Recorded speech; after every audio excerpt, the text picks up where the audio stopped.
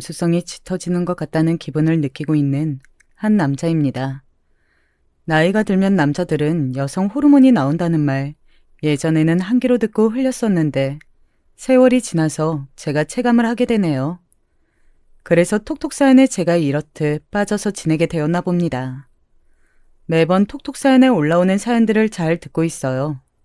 요즘에는 유튜브에 보면 몇십 초 정도 길이의 짧은 영상들이 많이 올라옵니다. 화면도 휴대폰에 가득 차고 영상 길이도 짧아서 보기에는 좋은 것 같지만 실상 그게 뇌에 안 좋다고 하더라고요.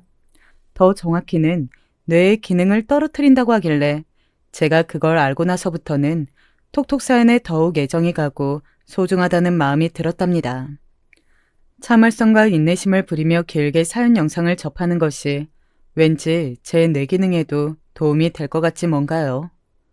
물론 성우분들께서 너무나도 기가 막힌 연기력을 선보여 주시니까 제가 지루할 틈이 없어서 잘 듣고 있는 부분도 있죠. 이렇듯 매번 신세만 지는 것 같아서 오늘은 제가 직접 제 경험담을 사연으로 신청하게 되었습니다. 갑자기 전에 없던 변덕을 부려서 사연 신청을 해보기는 하는데 이게 정말 소재가 될까 싶어서 걱정도 되고 가슴이 막 두근두근 거리기도 하네요. 저는 다들 쉬쉬하면서 겉으로는 드러내지 않지만 대한민국에서 가장 흔한 형태로 불행한 가정에서 태어나 자란 사람입니다. 그건 바로 술은 좋아하시고 성격은 다혈질이며 능력은 없지만 처자식 앞에서 떵떵거리며 대접받는 것을 원하는 그런 아버지를 두었다는 의미였죠. 가족들을 힘들게 만드는 아버지, 그 때문에 시달리며 괴로워하시지만 자식들을 위해 꾹 참고 또 참는 어머니가 계셨습니다. 저에게는 5살 차이가 나는 남동생이 한 명 있어요. 제가 그것보다 더 이전의 일은 기억은 잘 나지 않고 7살 때의 일부터 대략 기억을 하는데요. 그때부터 저는 남동생을 돌보고 있었어요. 남동생이 울면 달랬고 송장난을 쳐가면서 놀아주었고 저도 어린아이인 주제에 형 노릇을 해보겠다고 하면서 남동생을 품에 안고 어르고 달래주었습니다. 어머니께서는 식당 일을 다니고 계셨어요. 오늘은 맛있는 감자채 볶음이야. 이렇게 많이 가져왔지 뭐니? 오늘은 크게 횡재했다. 그렇지? 성혁아, 우리 맛있게 먹자. 제가 아는 한 일주일 중에서 하루 정도를 제외하고 매일 식당 일을 하셨는데요. 매번 반찬을 얻어오셨어요. 원래 식당에서 반찬이라는 게 남아돌아서 그런 건 줄로만 알았습니다. 그러다가 어느 날 우연히 비밀을 알게 되었죠. 동네를 쏘다니다가 어머니께서 일하시는 식당에 근무하시는 어떤 아주머니를 보았거든요. 얼굴을 아는 아주머니가 계시니까 괜히 반갑고 신기해서 그쪽으로 다가갔어요. 그런데 그 아주머니께서 함께 있던 다른 분께 이런 말씀을 하고 계셨습니다. 그렇다니까. 둘째가 그렇게 어린데도 밖으로 놔두는 걸 보면 아주 보통 미친놈이 아닌 것 같아. 그런데다가 그냥 밖으로 놔두는 것만 잘하면 차라리 다행이지. 그렇게나 자기 마누라를 괴롭히고 못살게 구는 것 같더라고. 이상한 소리는 기본으로 잘하고 때리는 것도 종종 잘한다네. 애기 엄마가 아주 안 됐어. 첫째는 이제 학교를 들어갈 때 됐고 아주 의젓하던데 애 학교 보내고 앞으로 오래 공부시켜야 한다고. 남편이라는 작자는 하나도 도움이 안 되니까 자기가 혼자 열심히 해야 한다고 그런 소리를 하더라. 아휴. 그러니까 식당에서 매번 반찬 여분으로 많이 만들어진 게 있으면 그냥 웬만하면 거기한테는 내어주려고 하지. 거기 내가 챙겨가는 건 아무도 질투 안 하고 아무도 뭐라 안 하고 그래. 제 발걸음이 딱 멈췄어요. 호기심으로 눈을 빛내며 그쪽으로 다가갔던 저는 어느새 제가 지척에 있는 것을 들킬까봐 겁이 나서 조심스레 뒷걸음질을 치고 있었습니다. 저는 들려온 이야기를 이해하기도 전이었는데 저희 집을 두고 그런 말씀을 하셨다는 것을 알았어요. 본능적인 판단이었습니다. 몇 걸음 더 조심스레 움직인 다음에 거리가 벌어졌다고 생각이 들자 그때부터는 미친 듯이 내달렸어요. 숨이 턱까지 차오를 만큼 세게 달렸습니다. 전력으로 질주하는 저를 동네의 어른들이 이상한 눈으로 쳐다봤어요. 무슨 일이 있길래 애가 저렇게 달리나 싶은 겨우 그런 의미의 눈빛을 것이었을 테죠. 그러나 그 순간에 저는 온 동네 사람들이 저를 불쌍하고 안 된 아이라 생각해서 혀를 끌끌 차는 것만 같은 착각에 휩싸여 있었습니다. 저는 저희 집이 불행하다고 생각해 본 적이 그 이전까지는 없었어요. 왜냐하면 비교군이 없었기 때문입니다. 이것이 행복한 것인지 불행한 것인지 객관적으로 어느 정도 수준으로 사는 것인지 전혀 생각하지 않고 그저 하루하루를 살고 있었어요. 어머니께서 매번 가져오시는 반찬이 그저 을에 당연한 것으로만 느껴졌습니다. 텔레비전을 보면서 저속한 욕을 뱉고 저질스러운 농담을 끊임없이 해대는 아버지의 모습이 이상하다고 생각한 적이 없었습니다. 그러한 언행을 어린 자식인 제 앞에서 하신다는 게 문제라고 인식한 적이 없었어요. 자주 집을 비우시는 것도 원래 아버지란 그런 존재라고 생각했을 뿐입니다. 그렇게 여겨왔던 저의 세계가 깨져버렸습니다. 어머니의 몸에 가끔 나 있는 멍자국이 원래는 있어서는 안 될 것이라는 점 또한 그로부터 얼마 지나지 않아서 알게 되었죠. 초등학교에 들어가자 같은 학급으로 묶인 친구들이 각자 어떤 옷들을 입고 다니는지, 얼마나 깨끗하게 씻고 다니는지 이런 것들이 눈에 들어오더군요. 그리고 저는 다른 친구들은 저만큼 이런 시각을 가지고 지내는 게 아니라는 사실도 알게 되었어요. 사고방식이 저만 튀었거든요. 선생님, 저는요, 저희 아버지가 되게 좋고요, 많이 존경하는데요. 어머니는 그렇게 생각 안 하시는 것 같아요. 이럴 때는 어떡하면 돼요? 우리 성혁이가 부모님 때문에 고민이 많구나. 효자이네. 그런데 성혁아, 부모님은 어른이시잖아. 어른들 문제는 어른들이 알아서 하게 두면 된단다. 성혁이 눈에는 부모님의 사이가 안 좋아 보여도 실제로는 좋을 거야. 하지만 선생님께서 어제 경준이가 태민이하고 쉬는 시간에 싸웠을 때 사이 좋은 친구들은 서로 때리는 거 아니라고 하셨잖아요. 그런데 아버지는 어머니를 때리는 것 같아요. 어머니가 아버지를 때리시는 것 같지는 않고요. 선생님, 그러면 이건 사이가 좋은 건가요? 아니면 사이가 나쁜 건가요? 어, 그, 그러니까 선생님 생각에는 말이지. 우리 성혁이가 부모님 문제에 신경을 너무 쓰지 말고 한 발짝 뒤에 물러서서 가만히 있는 게 좋을 것 같아. 성혁아, 어린 동생이 있지. 아직 성혁이가 많이 챙겨주고 돌봐주어야지. 집에서는 우리 성혁이가 동생을 열심히 돌보고 부모님 말씀을 잘 듣는 것에만 신경을 썼으면 좋겠어. 선생님의 이야기 우리 성혁이는 다 알아들었지? 똑똑하니까. 네, 알아들었어요. 선생님 말씀대로 할게요. 실망을 뒤로한 채 고분고분하게 대답을 했지만 속은 뒤죽박죽이었습니다.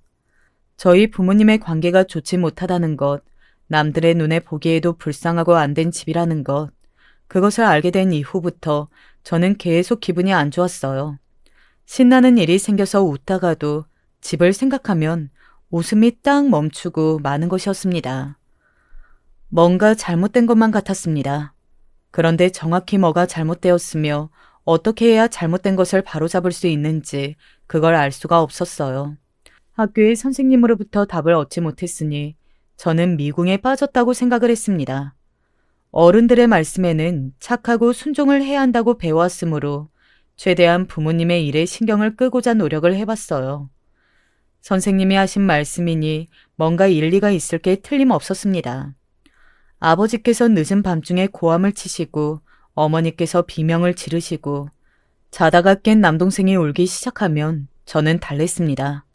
남동생을 간신히 달래고 나서 방문을 조심스레 열어보면 아버지께서는 술을 찾아 집 밖으로 나가신 뒤였고 어머니께서는 산발이 대신 머리로 엉망이 된 공간을 정리하고 계셨죠.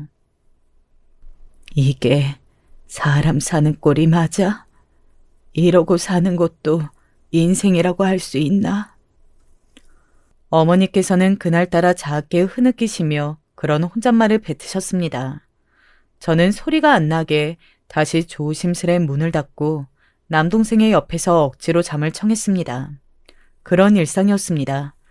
이게 이상한 풍경이라는 걸 그걸 애초에 몰랐다면 차라리 나았을 거라는 바보 같은 생각도 그 시절에는 종종 해봤었죠. 모르는 게 약이라는 말처럼요.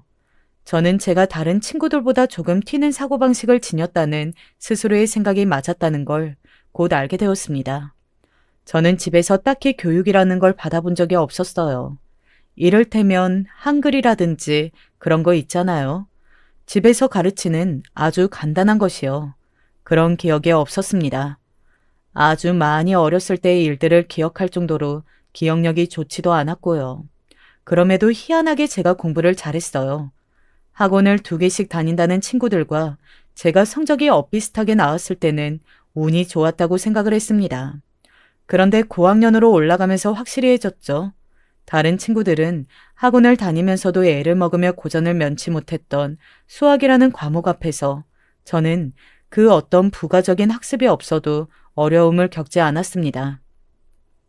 새로운 문제를 보면 그걸 어떻게든 조용히 풀어나갈 궁리만 들었을 뿐 이걸 어떻게 접근해야 하는지 하는 막연함 따위는 전혀 들지 않았어요.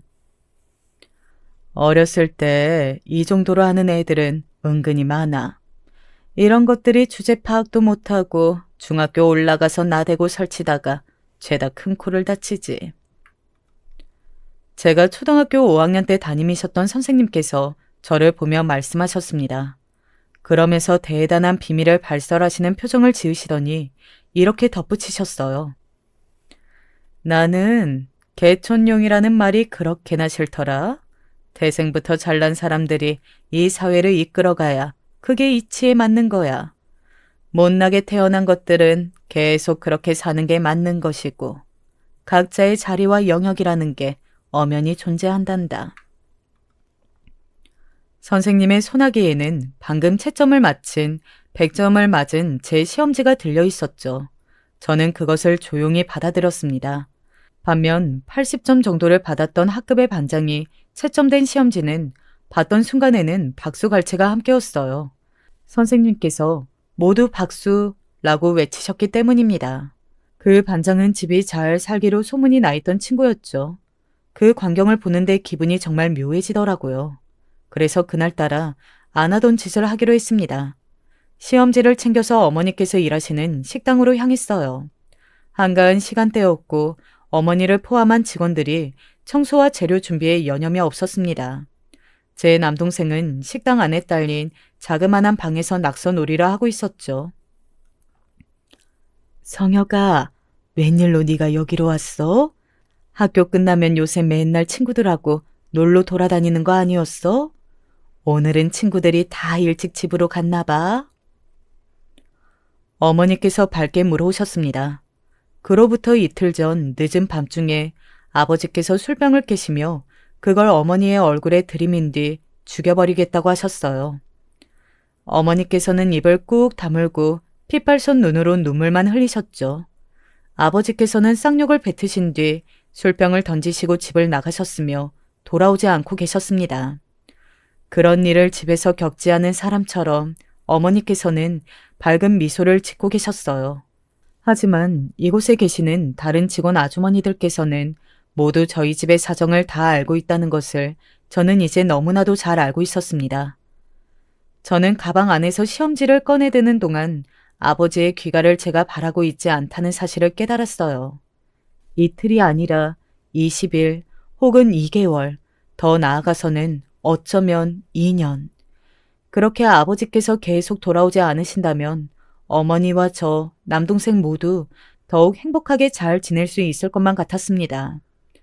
아버지를 존경하면서 속으로 많이 좋아하고 따랐던 저는 다 어디로 증발해서 사라져버렸는지 저조차 의문이었죠.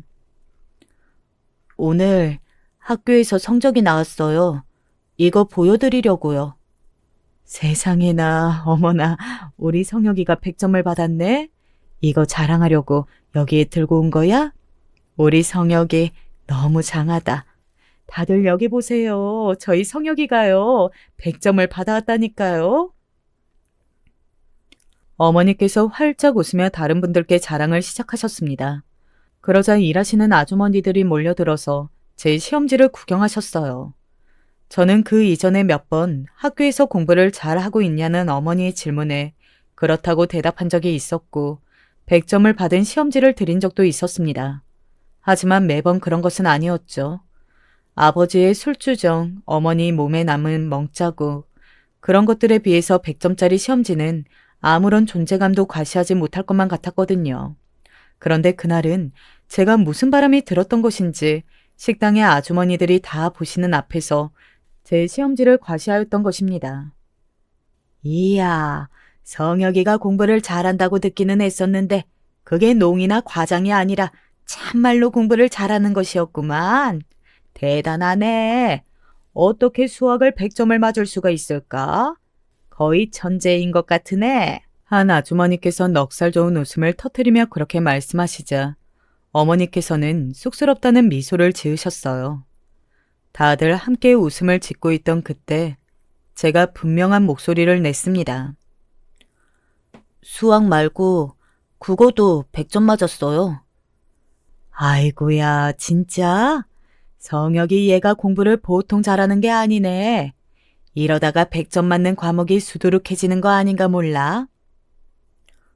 다른 과목도 전부 100점 맞았는데요? 왜? 그게 무슨 소리야? 다른 과목들도 전부 다?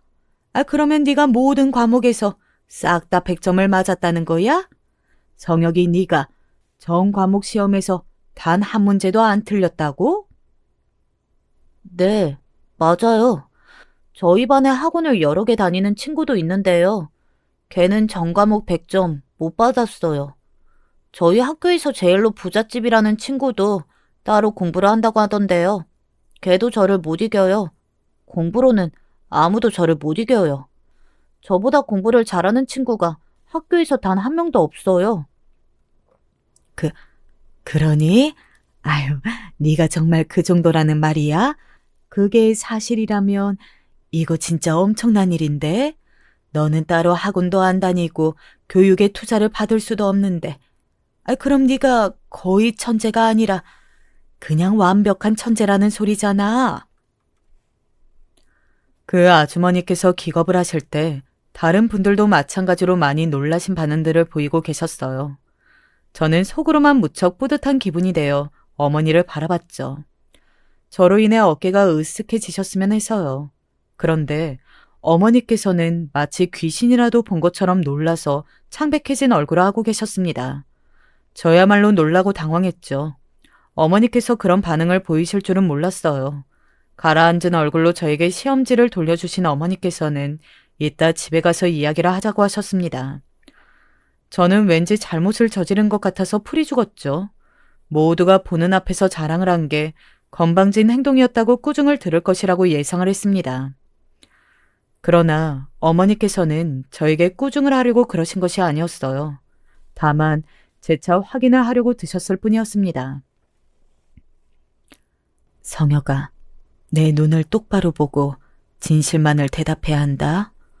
너 정말 네 힘으로 아무런 도움 없이 네가 스스로 공부를 해서 그런 성적을 받아온 거야? 다른 친구의 시험지를 훔쳐보거나 그러지 않았어?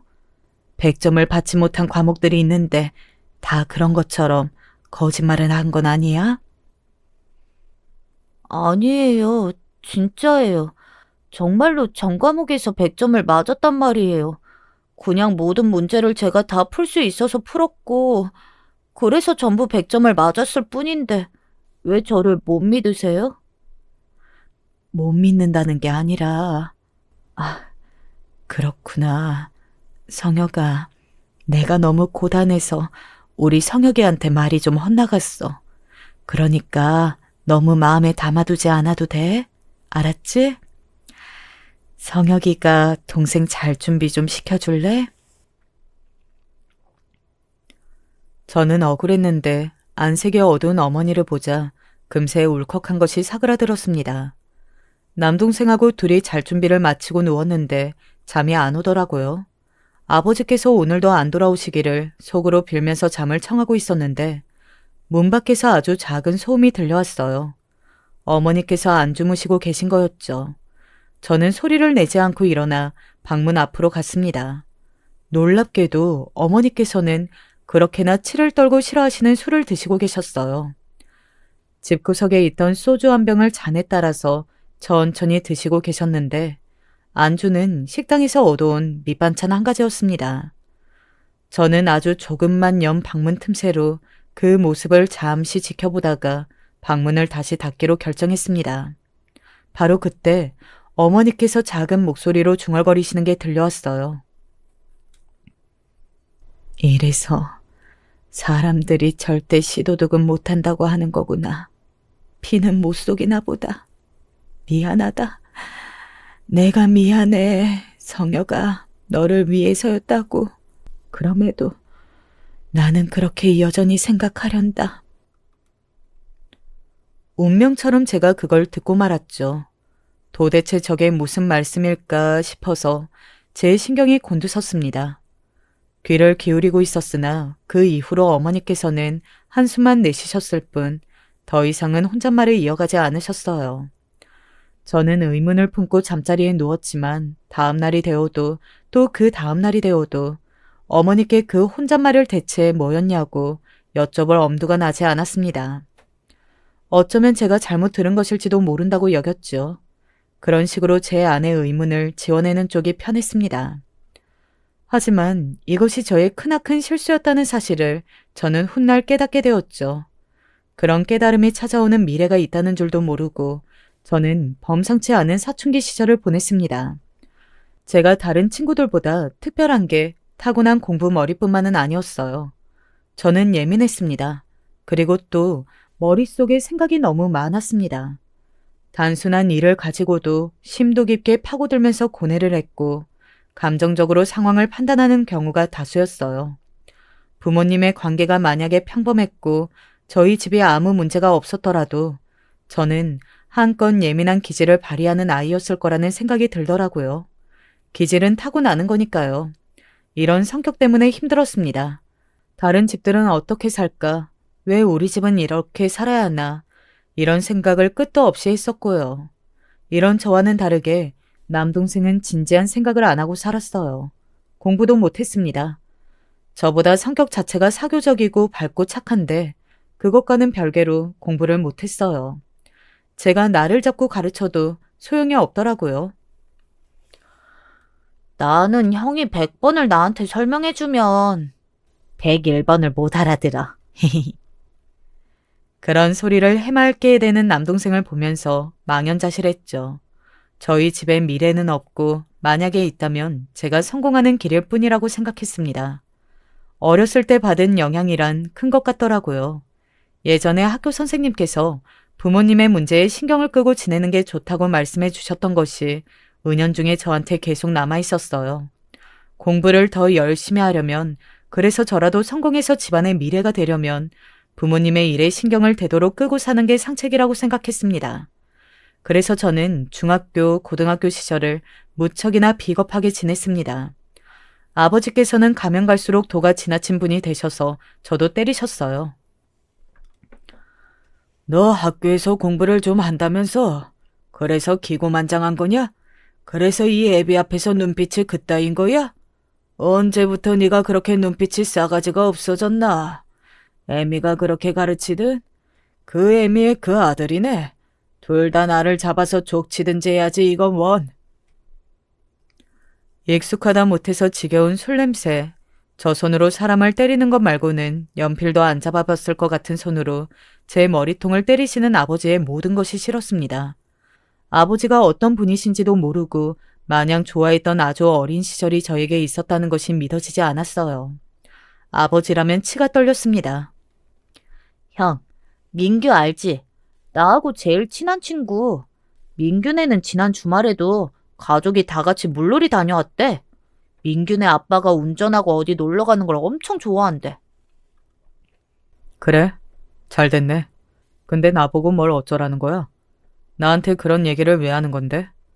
너는 쓸데없는 소리를 할 기운이 있으면 문제집이라도 한 번 더 들여다봐. 남동생이 저에게 와서 그런 소리를 할 때마다 저는 차갑게 대응했으나 속으로는 남동생이 왜 그러는지 다 알고 있었습니다. 남동생도 그런 가족이 가지고 싶었겠죠. 그런 부친 아래서 태어나고 자라고 싶었겠죠. 머리가 커갈수록 절실히 느껴질 수밖에 없었을 겁니다. 그런 남동생에게도 아버지께서는 전혀 거리낌 없이 엉덩이를 걷어차거나 듣는 것만으로도 귀가 썩을 것 같은 쌍욕을 날리셨습니다. 저는 남동생에게 당부를 했습니다. 괜히 반항적으로 굴어서 아버지를 자극하지 말라고요. 저는 중학교를 졸업할 무렵부터 키가 확 컸습니다.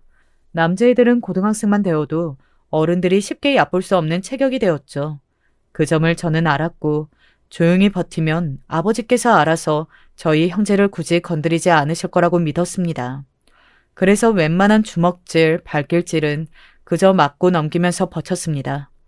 역시나 제가 고등학교에 올라간 뒤부터 아버지께서는 저를 때리지 않으셨어요. 종종 시비나 거시는 게 다였죠. 그마저도 저는 거의 무시로 일관했습니다. 임마, 너 지금 똑똑하다고 유세 떠는 거야? 그깟 공부 좀 잘한다고 아주 싸가지가 밥맛이네. 명문고인지 나발인지 그런 데 다닌다고 오만 잘난 척은 다 하는구만. 아버지께서는 단 한 번도 제가 공부를 잘하는 것을 좋아하지 않으셨으며 당연히 칭찬도 해주지 않으셨습니다. 제가 아무런 행동도 하지 않아도 제가 똑똑하다고 유세를 떠는 것이라고 하셨어요. 저희 형제는 그렇게 그 시절을 나고 있었는데 제가 비겁하고 못나서 어머니를 지켜드리지 못했습니다. 아버지께서는 모든 화풀이를 어머니에게 푸셨죠. 제가 더 어렸을 적에 그랬듯 어머니께서는 당신께서 당하시는 모든 모욕과 수모를 자식들에게 내보이기 싫어하셨습니다. 뻔히 저희 형제가 다 눈치를 채고 있다는 걸 어머니께서도 아셨으나 그럼에도 입 밖으로 꺼내시지 않으셨어요.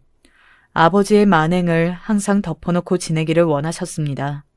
어머니께서 그걸 원하신다는 것을 핑계로 앞세워서 저는 비겁하게 등을 돌리고 있었어요. 공부를 해서 성공을 하는 게 어머니를 위한 진정한 길이라고 멋대로 단정을 지었습니다.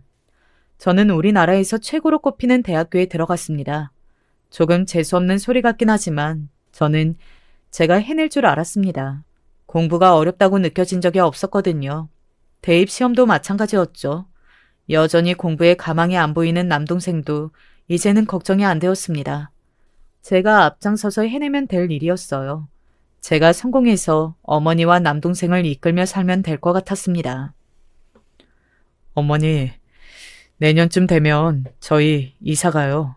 아버지가 모르는 곳으로 저희끼리 가서 살아요. 아니면 아예 아버지하고 이혼을 하세요. 이제는 그래도 되잖아요. 제가 이제 성인이잖아요. 성혁아, 말이나마 고맙다. 그렇지만 네 동생이 아직 중학생인데 어떻게 그러겠어. 네 아버지, 그 인간 절대로 이혼해줄 인간이 아니야. 그리고 우리가 어디를 가든 반드시 그 인간이라면 찾아낼 수 있지. 너희들 아버지니까. 너도 대학 다니고 네 동생도 중학교 다니고 이러고 있는데 찾는 게 왜 어렵겠니? 무조건 금방 찾겠지. 어머니의 말씀에 가슴이 답답해졌습니다. 그 말씀에 틀린 부분이 없어서 더욱 답답했습니다. 공부를 잘하면 뭐합니까? 성격이 예민해서 세심하고 세밀하면 뭐합니까? 어머니 한 분을 도와드릴 수가 없는데요. 자괴감이 들더군요. 이혼 소송이라는 것도 떠올려 봤지만 가장 중요한 건 아버지께서는 작정하고 보복을 가하고도 남으실 분이라는 사실이었습니다. 무턱대고 이혼을 강행했다가 그 이후로 큰 보복이라도 당한다면 그건 돌이킬 수 없는 비극이 될 터였죠. 그래서 고민만 하다가 시간이 흘러갔습니다. 아버지께서 이제 전보다 나이가 드셨고 건강관리를 못해서 횡포가 예전만 못해지신 데다가 뭐에 빠져서 지내시는 건지 집에 들어오다 말다를 반복하셔서 그나마 다행이었어요. 남동생은 제가 억지로 전문대라도 보냈어요. 성혁아, 정말 고맙다. 네가 아니었다면 네 동생은 고등학교를 나온 곳으로 그냥 끝마치고는 말았을 텐데 전부 네 덕이야. 저에게 고맙다고 말씀하시는 어머니의 얼굴에 진 주름들이 그날따라 잘 보였습니다. 너무 고생을 하며 사셔서 그런지 피곤에 절여버린 인상을 하고 계셨죠. 어린 시절 보고 자랐던 어머니의 고운 모습이 더 이상 남아있지 않은 것 같았습니다. 그리고 얼마 뒤 어머니께서는 위암 판정을 받으셨습니다. 남동생과 둘이 부둥켜 안고 슬프게 울었습니다. 어머니께 너무 죄송해서 면목이 없어서 울었습니다. 명문대 졸업을 앞두고 있으면 그게 다 무슨 소용인가 하는 생각이 그제야 들었습니다. 어머니께서 돌아가시면 아무 의미가 없었어요. 남동생은 본인이 막노동을 뛰어서라도 어머니의 병원비를 벌 거라고 그랬어요. 저는 말도 안 되는 소리 하지 말라고 그랬습니다. 형인 제가 다 해결할 거라고 했어요. 큰 소리를 쳤지만 저도 뾰족한 수가 없었죠. 비겁하게도 부모님의 관계를 모른 척하며 지내기 위해서 저는 가족 이야기를 어머니와 나누어 본 적이 드물었죠. 그래서 이때가 처음으로 제가 어머니께 다른 가족들 이야기를 여쭈어본 때였습니다.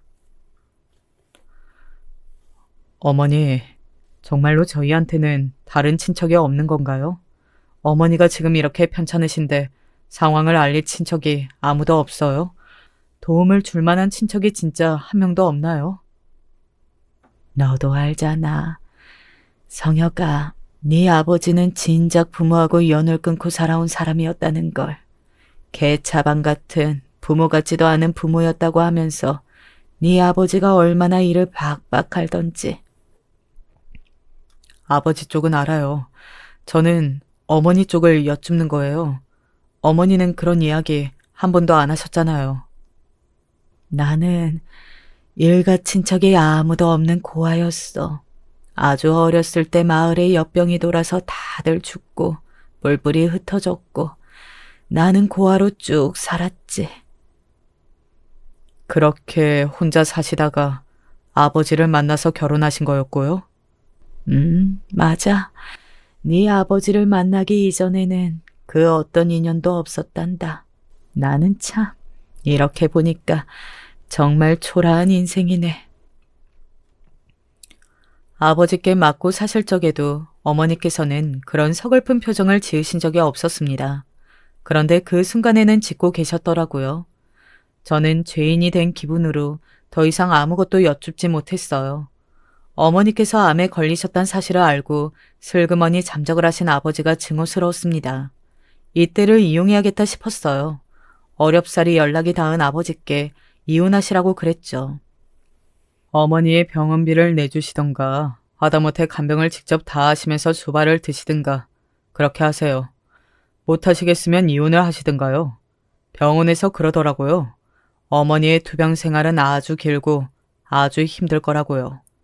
어차피 그 힘든 시간을 함께 하실 생각이 없으시죠? 그 책임감에서 벗어나고 싶으시다면 어머니하고 이혼하세요. 남남이 되시라는 말입니다. 네가 뭔데 나한테 명령질이야? 네가 뭔데 또 나한테 똑똑한 척을 하고 지랄이냐고? 이혼하시고 지금보다 훨씬 더 자유롭게 사시면 돼요. 명문대 나왔다고 해서 모두가 대기업 가고 고액 연봉 받는 곳에 취업을 한다면 사람들이 다른 대학을 안 갔겠죠.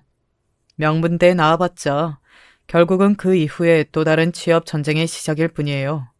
제가 잘 되리라는 보장도 없고 빚으로 달린 어머니의 병원비를 앞으로 어떻게 언제까지 갚으며 지낼지도 알 수 없어요. 아버지가 어차피 제 덕을 보시기는 힘들 거라는 소리입니다. 제 설득은 먹혀들었고 아버지께서는 어머니와 그때 이혼을 해주셨습니다. 투병 중에 이혼을 하신 어머니를 향해 병원 사람들이 안쓰럽다는 눈길들을 보냈지만 저희 형제들은 후련하기만 했어요. 어머니께서도 저에게 고맙다고 거듭 그러셨어요. 하지만 저는 지난 날을 비겁하게 지냈다는 죄책감에서 홀로 벗어나지 못하고 있었습니다. 어머니를 응원하기 위해 찾아온 반가운 얼굴들도 있었어요. 어머니께서 예전에 일을 하셨던 식당의 분들이셨죠. 많이들 늙으셨더라고요. 다들 하나같이 어머니를 향해 이혼을 축하한다고 이제 암이 낫기만 하면 될 일이라고 응원을 해주셨습니다.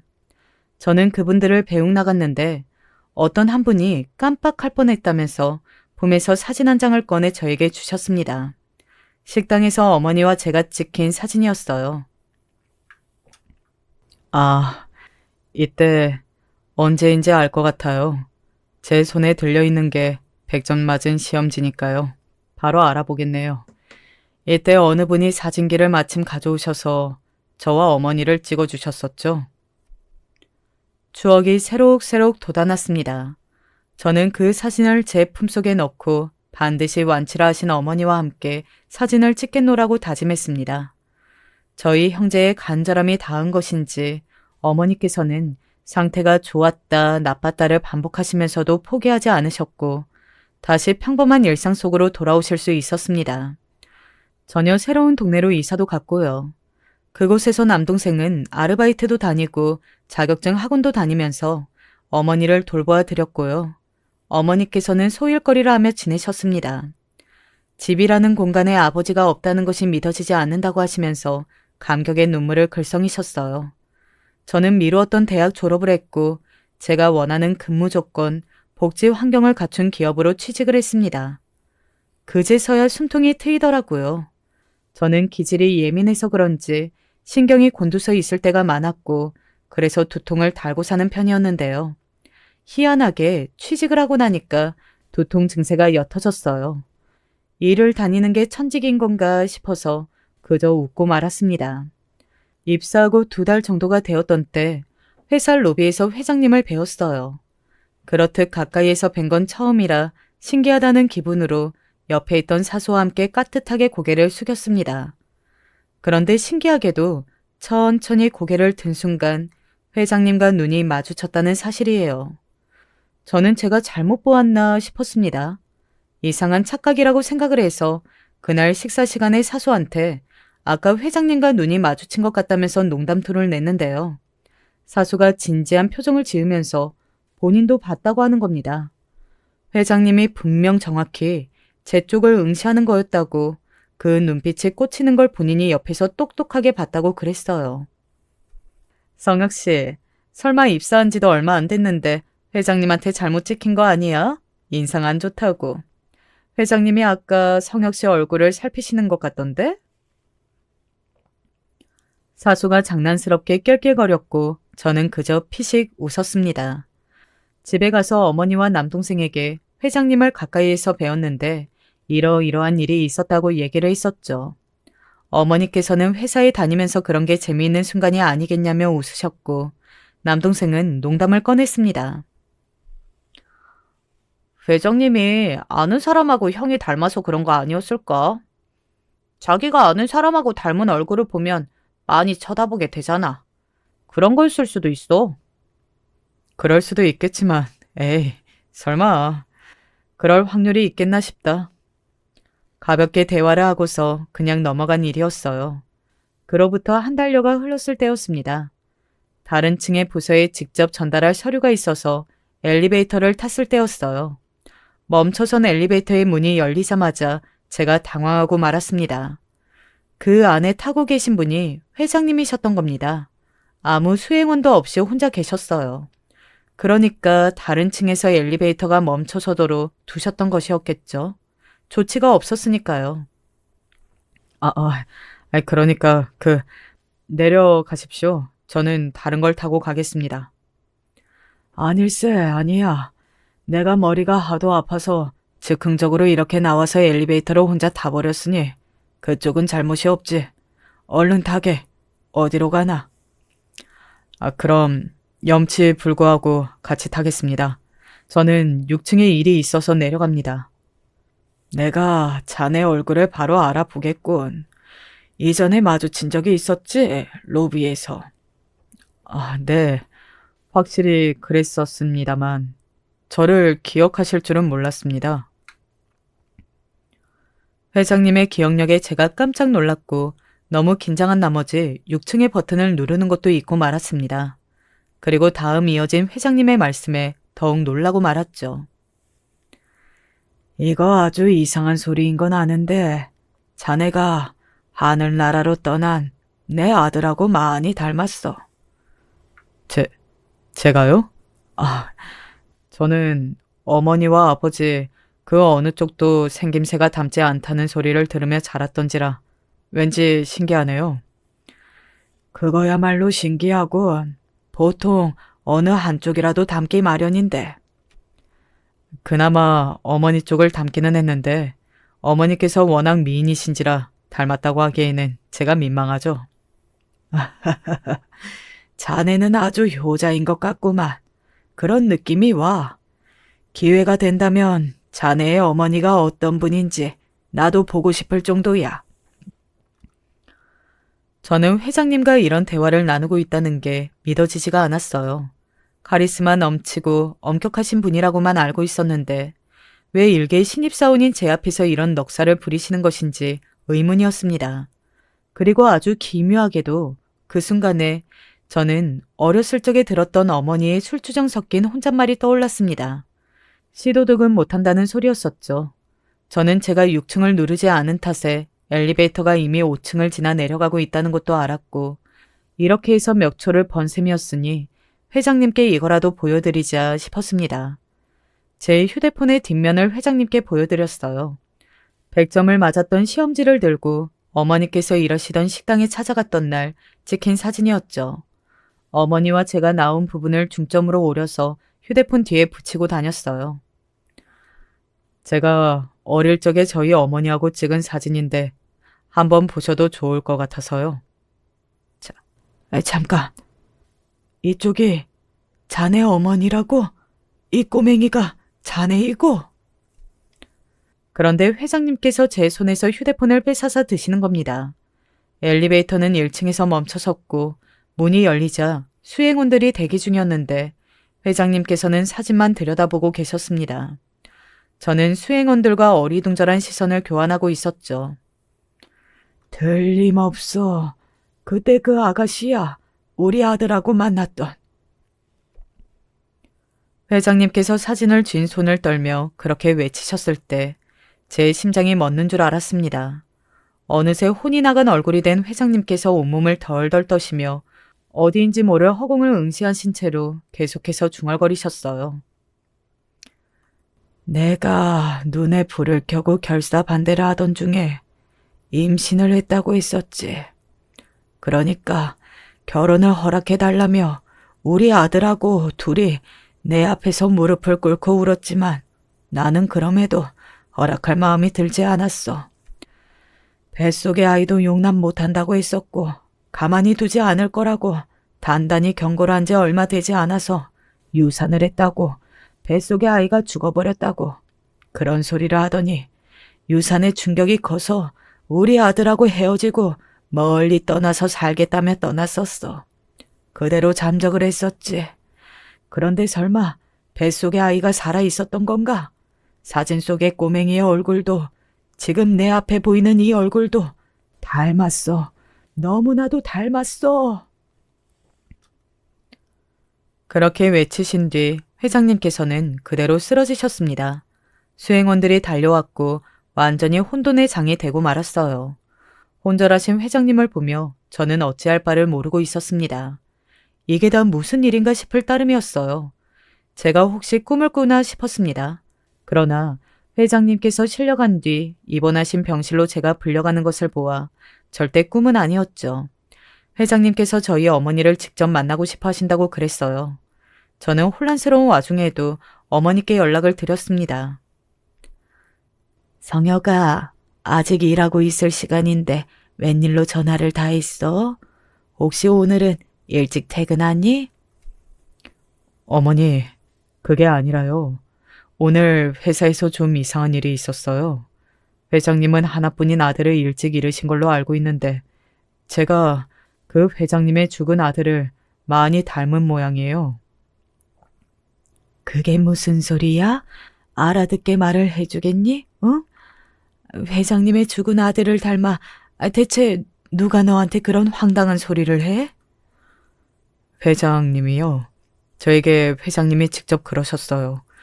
그래서 저도 모르게 어머니하고 어렸을 때 찍은 사진을 보여드렸는데 회장님께서 어머니를 알아보셨어요. 안다고 하셨어요. 많이 놀라셔서 쓰러지셨고 병원에 지금 계시는데 어머니하고 저를 같이 보고 싶다고 하시네요. 어머니, 혹시 아시는 바가 있나요? 침착하게 말을 마쳤는데 어머니의 대답이 안 들려왔습니다. 당황해서 어머니께 캐물으려던 저는 이내 멈칫하고 말았죠. 어머니의 흐느끼는 울음소리가 들려오고 있었기 때문이에요. 저도 모르게 등줄기에 소름이 쫙 돋아났습니다.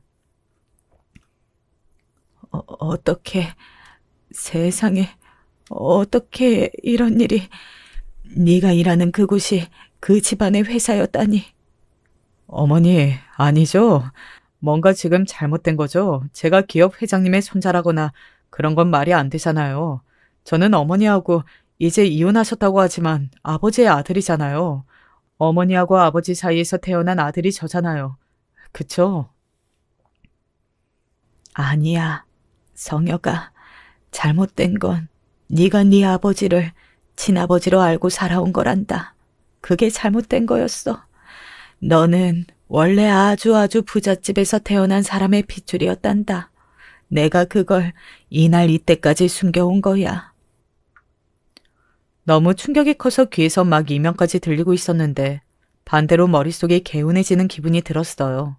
그동안 저는 무언가 한참 잘못되었다는 느낌을 받으며 살아왔었습니다.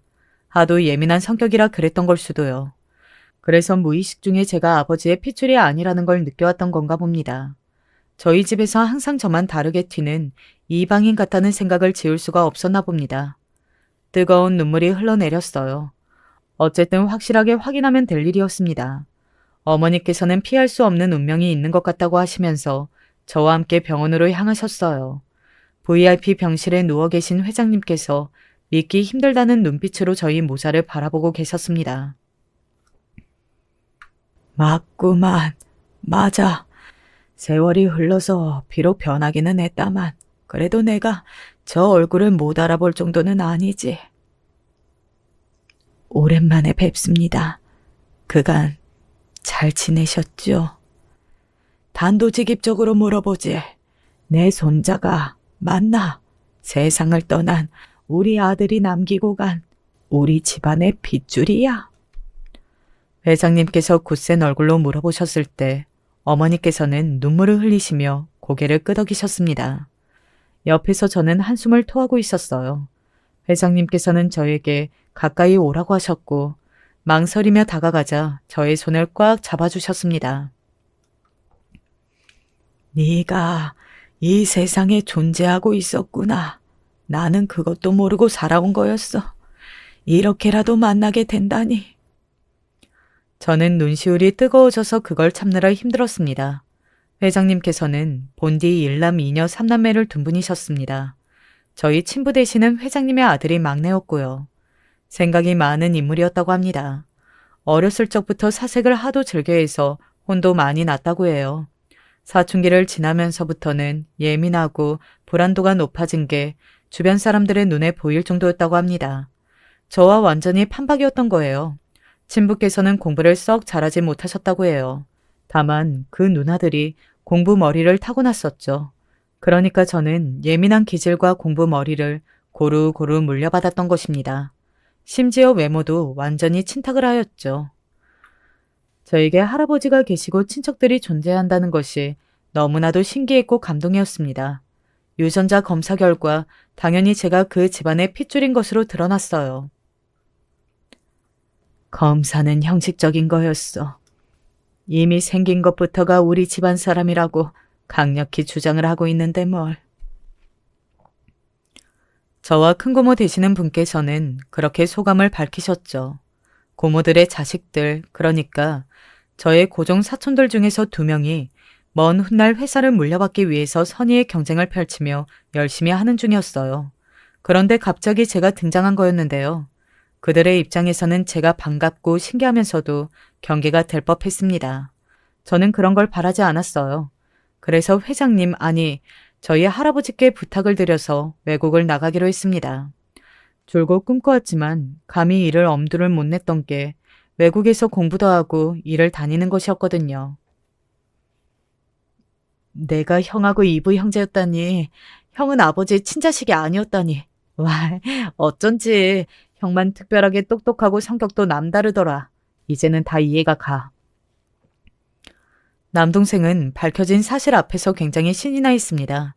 제가 엄청난 집안의 핏줄인 게 밝혀져서 본인도 수혜를 입게 되었다며 좋아했어요. 저에게 몇 번이고 미안하다 하셨으나 그럴 필요가 없다고 제가 거듭 말씀을 드렸던 어머니께서는 어느덧 편안해진 얼굴이셨어요. 만약 어머니께서 저의 존재를 당시에 숨기고 도망치지 않으셨다면 저는 이 세상에 없었을지도 모를 일이니까요. 어머니, 남동생과 함께 미국행 비행기에 오르며 저는 아버지를 떠올렸습니다. 사진으로만 본 친부 말고 저와 함께 살아왔던 아버지 말입니다. 아버지께서는 당연히 제가 당신의 친자식이 아닌 걸 알고 계셨죠. 제가 2살 때 두 분이 만나 결혼하셨다고 하더군요. 좋은 분은 아니셨으나 최소한 저와 남동생을 친자식이니 아니니 하는 문제로 차별한 적은 단 한 번도 없으셨다는 점을 깨닫고 참 이상한 기분이 들었습니다. 아버지 때문에 어머니와 저희 형제가 지옥 속에 살았단 것은 부정할 수 없는 일들이었기에 그럼에도 용서까지는 되지 않았죠. 사람에게는 여러 가지 면모가 존재한다는 생각을 새삼했을 따름입니다. 저희 친부께서는 어머니와 강제로 헤어지신 뒤 집안의 등살에 밀려 떠나게 된 미국에서 돌아가셨다고 해요. 교통사고였죠. 친부께서 지내셨다던 동네를 거닐며 어머니께서는 연신 미소를 짓고 계셨습니다. 그 미소를 제가 감히 해석해보자면 이제서야 라는 의미 같았어요. 저는 미국에서 공부를 하고 경험을 쌓다가 미국 지사를 이끄는 직책까지 맡게 되었습니다. 할아버지께서는 무척 뿌듯해하셨죠. 남동생은 푸드트럭을 성공적으로 운영해서 떼돈을 벌었고요. 아주 능력이 좋은 녀석이었어요. 어머니께서는 좋은 인연을 새로이 만나서 편안한 연애를 지금까지 이어가고 계신답니다. 안녕하세요. 저는 지금 서울에 살고 있는 30 중반의 여성입니다. 사연 유튜브 보는 걸 좋아하는데 계속 보다 보니 제가 겪었던 일도 생각나고 그렇더라고요. 제 이야기도 한번 들어봐 주셨으면 해서 써봅니다. 저는 그렇게 막 능력 있거나 공부를 잘하는 학생은 아니었어요. 고등학교 때도 공부를 정말 딱 중간만큼 했고, 그래서 대학도 지방대를 갔고요. 또 대학에서도 마찬가지였기 때문에 졸업하고도 되게 막막했었거든요. 저 때도 계속 취업난이었어서 그래서 저는 어차피 결혼할 거라 크게 고민하지 않고 중소기업 쪽으로 들어갔어요. 직원이 수십여 명 있는 그래도 자리 잡힌 중소기업이었고 거기에서 격리 일을 하게 되었죠. 4년제 대학식이나 나와놓고 격리를 하러 온 저한테 직원들이 되게 신기해하면서 처음에 많이 뭘 물어봤어요. 그런데 제가 성격이 좀 무뚝뚝하고 할 말은 하는 성격이었기 때문에 점차 호기심에 저한테 다가오시던 분들도 더 이상은 말을 걸지 않으시게 되었죠. 어차피 저는 결혼해서 전업주부를 사는 게 꿈이었기 때문에 직장에서 좀 외롭게 다니는 것도 상관은 없었어요. 나름대로 줏대 있는 성격이었거든요.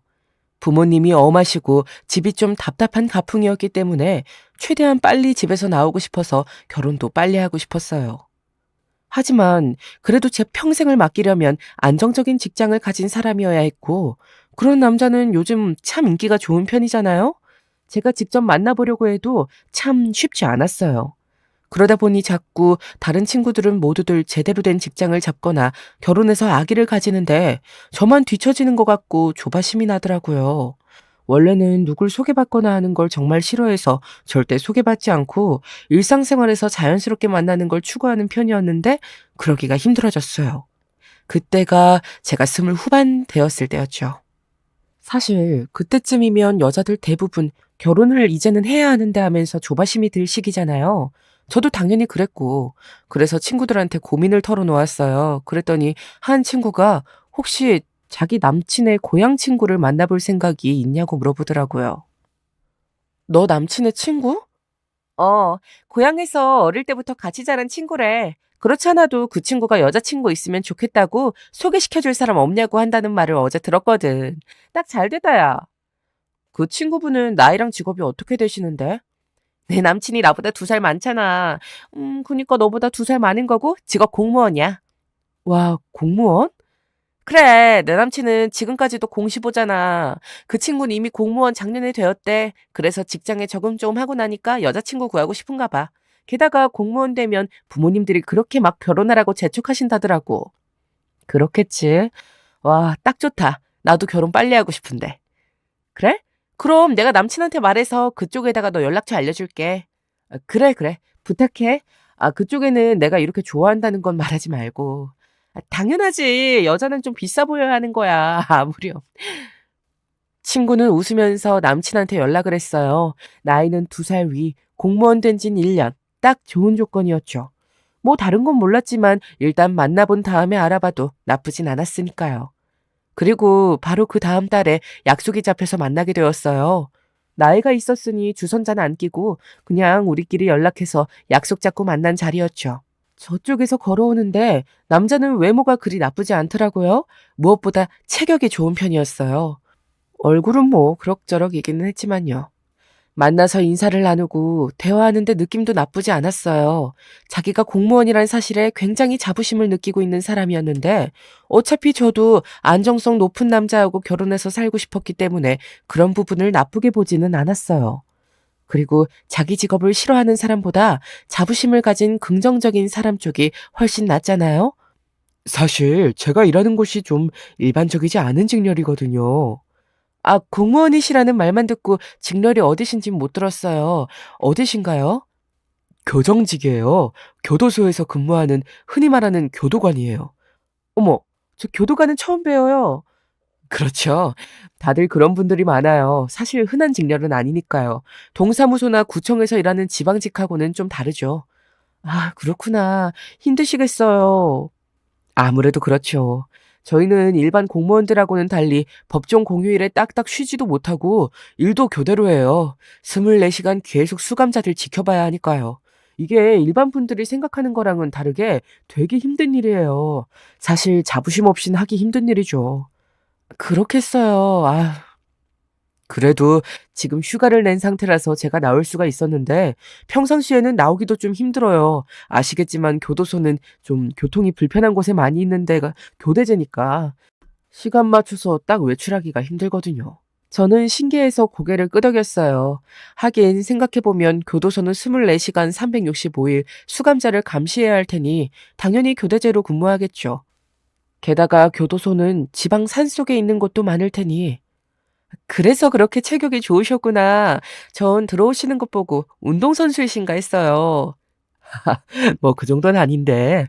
그런데 일을 할 때 체격이 좋지 않거나 힘이 약하면 좀 위험한 부분이 실제로 있긴 해서요. 평소에 운동을 열심히 하려고 노력하는 편이긴 하죠. 제가 칭찬하자 그 사람은 굉장히 뿌듯하면서도 수줍은 얼굴로 그렇게 말하더군요. 그 얼굴이 마음에 들고 귀여워서 저는 간간히 칭찬을 섞어 말하면서 그 사람하고 대화를 했어요. 사실 교도관이란 사실이 그리 좋은 것만은 아니었죠. 만약 사귀게 된다면 데이트도 그리 자유롭지 않을 거고 결혼한다면 교대 근무를 하면서 여러 가지로 삶의 패턴이 다른 사람들하고는 다를 테니까요. 하지만 사람 자체가 좀 귀여워 보이기 시작하더라고요. 제가 좋아하는 스타일에 남자다우면서도 순수한 데가 있는 타입이었어요. 그렇게 애프터를 거듭하면서 저희는 자연스럽게 사귀게 되었죠. 남자친구는 제가 날씬하고 무심해 보이는 게 좋았다고 하더라고요. 전 체격도 좋고 훈훈한 남자친구한테 완전히 푹 빠져서 소개로라도 이 사람을 못 만났으면 어쩌나 싶을 만큼 행복했어요. 그런데 문제는 이 사람하고 데이트를 하기가 참 힘들다는 거였죠.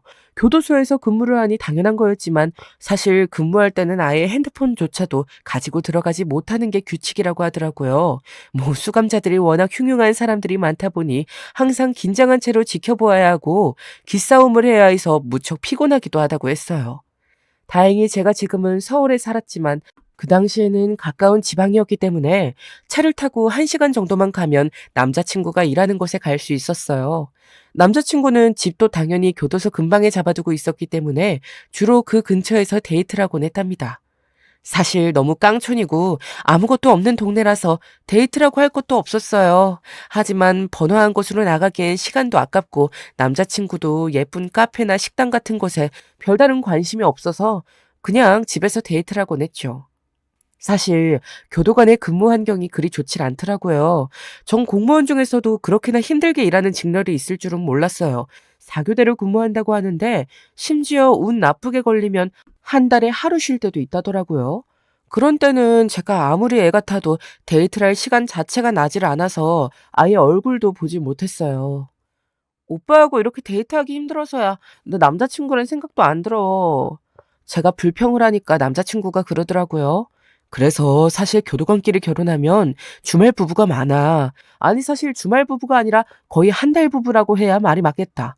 교도관들끼리는 서로 사정을 이해하기는 하는데 교도소끼리 서로 멀리 떨어져 있기도 하고 교대제가 스케줄이 딱 맞는 게 거의 불가능하니까. 아, 진짜 힘드시겠네. 그렇지. 그래서 난 같은 교도관하고 결혼 안 하려고 소개받아서 만난 거야. 그래서 자기 만나서 난 좋아, 지금. 아유, 그러셔요? 자기는 안 좋아? 나도 좋아. 좋으니까 이런 데도 만나고 있지. 그럼, 우리 결혼할래? 남자친구가 그냥 평범한 대화를 하는 것처럼 그렇게 말하더라고요. 전 잠깐 멍해졌어요. 마음 같아서는 그냥 그 자리에서 오케이를 하고 싶었지만 사실 남자친구와의 결혼에는 좀 고민해야 할 부분들이 많았죠. 사실 뭐 돈 문제는 아니었고요. 저도 벌어서 먹고 살 수 있지만 그냥 안정적인 사람하고 결혼하고 싶은 것뿐이었으니까요. 그런데 남자친구의 근무 환경이라던가 하는 것들이 제대로 된 가정 생활을 할 수 있을까 싶을 정도였기 때문에 고민이 되었어요. 제가 고민을 하고 있으려니 남자친구는 픽 웃으면서 그러더군요. 튕기지 마. 요즘 공무원이 얼마나 귀한 신랑감인지 알지? 그리고 자기 나 좋아하잖아. 그건 그런데, 아, 너무 시간이 모자란 남자친구라서 말이야. 그건 어쩔 수 없지. 자기가 감수해야 할 부분이지. 자기 친구만 해도 지금 공시 못 붙은 남자하고 만나면서 데이트 비용 다 대고 있잖아. 우린 시간만 없지. 그런 건 문제 없으니까. 남자친구의 말이 맞기도 했어요. 우리를 소개해준 친구의 남자친구, 그러니까 남자친구의 친구인 그 사람은 여전히 공무원 시험에 합격하지 못하고 해서 난감해하고 있다더라고요.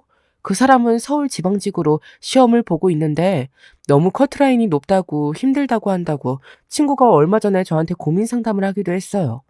이러다 정말 공시에 떨어지면 나중에 남자친구하고 헤어져야 하나 고민이 든다고요. 그런 면에선 지금 교도관인 남자친구가 정말 안정적이고 귀한 신랑감인 건 맞았어요. 게다가 전 집이 좀 지겨워서 탈출하고 싶었고, 그러려면 결혼이 가장 좋은 길이기도 했어요. 남자친구는 제 이상형이기도 했고요. 그래서 우리는 결혼을 결정했어요. 제가 지금 중소기업 경리로 일한다는 사실을 아는 남자친구는 결혼 후에는 그냥 정리하고 전업주부로 있으라고 했지요. 저야 땡큐였어요. 어차피 저는 일에서 보람을 찾는 사람도 아니었고 지금 직장이 특별히 비전이 있는 것도 아니었거든요. 그냥 저 먹고 살 거 보려고 다니는 것뿐이었지. 게다가 부모님이 엄하셔서 백수로 있는 것보다는 어디라도 일하는 것을 좋아하셨거든요. 전업주부로 있으면 좋겠다. 나도 일 안 하고 집에서 놀고 싶네. 남자친구가 그러더라고요. 저는 입을 삐죽거렸어요. 전업주부라고 집에서 노는 거 아니야. 나 열심히 집안일 할 거란 말이야. 교도관 일하느니 집안일 하는 게 훨씬 쉽지. 잠깐 하고 놀면 되잖아. 솔직히 힘들어서 가끔 여자들 부러워. 아, 하지만 교도관 일은 아무나 못하니까 자부심을 가져야 하는 거긴 한데. 그럼 물론이지 오빠. 오빠는 오빠가 할 수 있는 일을 하는 거잖아. 그렇지. 내가 돈 벌어다 주면 아껴 써야 해. 내가 언제 과소비하는 거 봤어? 내 월급 170만 원으로도 나 저축 열심히 하던 사람이야. 그래, 믿는다 자기야. 저는 남자친구의 말에 다 좋다고 맞장구 치면서도 그때부터인가 뭔가 못마땅함이 느껴지기 시작했어요. 가정주부라고 사실 다 노는 건 아니잖아요? 전업이라도 아기 낳고 기르고 하면 정말 몸도 망가지고 힘들다고 들었는데 아무래도 남자친구는 전업은 무조건 노는 줄 알더라고요. 제가 직장 다니면서도 깔끔 떨고 요리 열심히 하는 걸 알면서 말이에요. 아, 우리 상견례 하기 전에 우리 집 가서 엄마 좀 뵙자. 아, 어머님, 그래, 뵙는 게 좋겠지? 너무 멀어서 평소엔 못 가지만 그래도 결혼할 사람인데 미리 얼굴은 봐야지. 그건 맞는 말이라서 오빠가 휴가를 내고 시골에 가자는데 저는 토를 달질 않았어요. 오빠와 친구의 남자친구는 동향으로 지금 우리가 있는 곳보다도 더 남쪽으로 내려간 시골이었죠. 오빠의 부모님 중 아버님은 10여 년 전 돌아가셨고 지금은 어머님만 남아서 시골집을 지키고 있다고 하셨어요. 오빠네는 동생 있다 그랬지? 동생 놈 공부를 못해서 여기저기 노가다로 떠돌고 있긴 하지만 아휴 한심한 놈의 새끼. 남자친구는 혀를 찼어요. 남동생이 하나 있는데 사고를 치기까지 해서 집에서 나가 몇 년에 한 번씩만 돌아온다고요. 그나마 내가 형이라서 다행이지. 아니었으면 나한테도 주먹 휘둘렀을 놈이야. 하여간 예전에 아버지도 좀 우리 때렸던 적이 있었거든. 그거 닮았나 봐. 아휴, 같이 자랄 때 힘들었겠네. 나보다 작았으니까 상관은 없었어. 내가 힘이 더 세기도 하고. 남자친구는 피식 웃었어요. 남자친구네 아버님이 아이들을 때리셨던 이야기를 들으니까 사실 남자친구도 그런 성향을 닮진 않았을까 살짝 걱정은 되더라고요. 물론 저하고 사귀면서는 전혀 그런 성향은 보이지 않았지만요. 괜한 걱정이라고 생각했죠. 운전해서 시골로 내려갔는데 남자친구네 집은 정말 자그마한 시골집이었어요. 야트막한 담에 솔직한 말로 하면 좀 초라해 보이는 집이지요. 그런 집이었어요. 저희가 차를 마당에 세우는데 집 문이 열리고 자그마하고 깡마른 어르신 한 분이 나오시더라고요. 주름이 자글자글한 모습이 마치 우리 할머니 뻘 같았지만 남자친구가 무뚝뚝하게 손을 흔들었어요. 저 왔어요, 어머니. 아이고, 우리 장남 왔구나. 예비 시어머니였던 거였어요. 시어머니는 호들갑을 떨면서 남자친구한테 다가와서 부둥부둥 하시더라고요. 남자친구는 노골적으로 귀찮아하는 얼굴이었지만 어쩔 수 없다는 듯이 마주 앉다가 저를 소개했어요. 그때 전화로 말했던 결혼할 사람이에요. 어머나, 아유, 도시 아가씨로구나. 어쩜 이렇게 예쁘고 날씬하니? 반갑다, 아가. 시어머니는 넉살 좋게 저한테 말을 붙이면서 인사하셨고, 저도 최대한 반갑게 인사를 드렸어요. 시어머니는 오랜만에 장남이 왔다면서 신이 나서 빨리 방으로 들어가라 하셨고, 저희는 곧장 방에 들어갔어요. 정말 오랜만에 보는 노란 장판바닥에 쿰쿰한 냄새가 나는 집안, 혼자 사시는 어른이시니 깔끔하게 해놓으실 리는 없었겠지만 그래도 청소한 지 꽤 오래된 것 같은 냄새가 났어요. 제가 집안 둘러보는 걸 알아챈 남자친구가 민망한 듯한 얼굴을 하더라고요. 집이 좁지? 아니야, 충분히 넓은데 뭐. 원래 조금 더 넓은 집이었는데 어머니가 혼자 사신다셔서 좁은 곳으로 옮겼어. 동생이 사고 친 거 돈도 갚아줘야 했고 해서 다 팔고 여기로 옮긴 거거든. 아, 그랬구나. 어머니도 그렇고 동생도 그렇고 좀 꽉 막혀서 말이야. 보다시피 워낙 촌이고 해서 좀 답답하게 살았어. 그러게 어렸을 땐 특히나 좀 그렇긴 했겠다. 그래도 이런 데서 공무원까지 됐으니 나름 개천용이지 안 그래? 진짜 그러네 오빠. 오빠가 자부심 가질만 하다. 사실 9급 교정직 공무원 정도면 개천용이라고 하기에는 많이 모자란 감이 있었지만 학원은커녕 학교도 먼 이런 곳에서 혼자 공부해서 여기까지 왔으니 남자친구가 대단하다고 생각했어요. 그래서 저는 남자친구 말에 맞장구를 쳐줬죠. 실제로도 남자친구는 자신의 위치를 대단하다고 생각했고 그만큼 자신감도 있었어요. 얘들아, 이것 좀 받아라. 배고프지? 그때 시어머니가 음식이 한가득 차려진 상을 들고 들어오셨어요. 너무 무거워 보여서 제가 급히 일어서서 받아 들었는데 젊은 제가 휘청할 만큼 많이 차리셨더라고요. 그런데 앉아서 자세히 들여다보니 음식이 무척 투박했어요. 전도 부치셨는데 너무 크게 부치신 데다가 군데군데 탔고 생선전은 계란물이 묻은 곳도 안 묻은 곳도 있었어요. 오이소박이는 썰질 않아서 너무 커 먹기가 부담스러웠고 고기볶음 역시 그랬죠. 맛있어요, 어머님. 저는 그래도 시어머니가 애써서 혼자 차려주신 것이니 맛있게 먹으려고 애썼어요. 저희 엄마는 음식을 굉장히 얌전하게 공들여서 해주시는 분이라서 속으로야 저절로 비교되는 걸 어쩔 도리가 없었지만요. 우리가 손님이 오면 이렇게 음식을 잘 차려서 대접하는 집이란다. 원래 바깥 양반 살아계실 때는 아주 번듯한 집이었는데 그 양반 가시고 난 후에 이렇게 가세가 기울었지만은 예, 아버님 돌아가시기 전에 큰 집에 사셨다고 들었어요. 그래, 그래. 앞으로 네가 며느리로 들어오면 손님 접대를 이런 식으로 해야 하는 거란다. 알겠니? 순간 좀 불길한 게 느껴지더라고요. 아니, 오늘 얼굴 처음 뵙고 처음 밥 먹는 며느리한테 앞으로 손님 대접 음식을 네가 하라니 말씀이 너무 앞서 나가시는 것 같았어요. 하지만 좋은 게 좋은 거니까 저는 그냥 웃으면서 고개만 끄덕였죠. 시어머니도 만족스러운 얼굴로 제 앞에 오징어 볶음을 밀어주셨어요. 하지만 오징어 볶음은 너무 맵기만 하고 그렇게 고춧가루를 넣었는데도 비린내가 나서 못 먹겠더라고요. 저는 대충 입에 넣고 씹는 척만 하고 그냥 꿀떡 넘겼어요. 그런데 옆에서 남자친구는 너무 잘 먹더군요. 어쩐 일로 이렇게 음식을 많이 했어요, 엄니? 나무 어쩌려고. 얘는 손님 오시면 내가 항상 이렇게 해드렸잖니. 아이, 뭘 이런 식으로 했대 내가 다 아는데. 그냥 대충 고기 반찬 하나 볶아놓고 끝냈으면서. 남자친구는 무신경한 말투로 어머니한테 퉁박을 주듯이 말하더라고요. 저와 어머니가 앞에서 한 대화를 아예 안 들은 것 같았어요.